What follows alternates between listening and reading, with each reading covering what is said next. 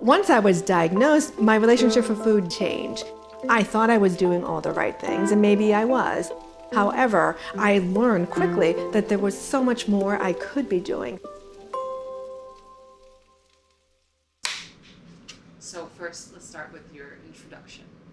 Hi, I'm Marianne, and I was diagnosed in 2016 with breast cancer. When I was in my early 40s, I was diagnosed with IBS, and that really gave me my first experience with using nutrition for my health. I met with an oncology dietitian at my cancer center before my mastectomy, so before any treatment began. And so she said, okay, let's look at what you're eating and let's see how that's gonna, need to be altered. And she said, go organic. My immediate response was, we are on a tight budget. I don't know how I'm gonna afford that.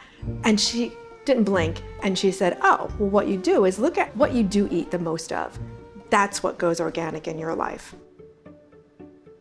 I started reading the labels much more closely. Once you realize, like, my goodness, they put so much stuff in there, that my goal for myself was how many things can I prepare from the ground up and start fresh?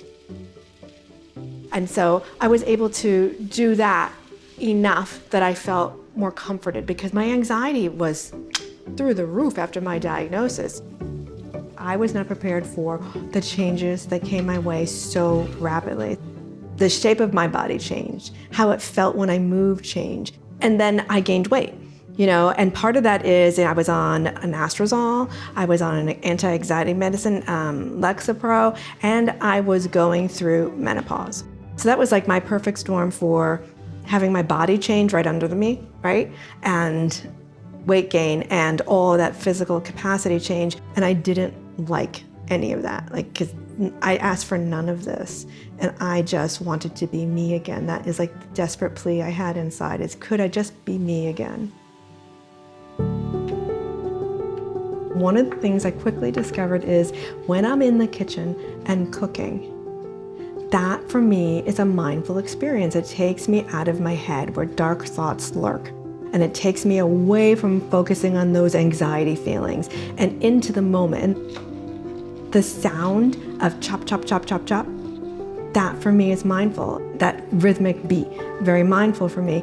And then, depending on what I'm using to chop and cook with, the aromas.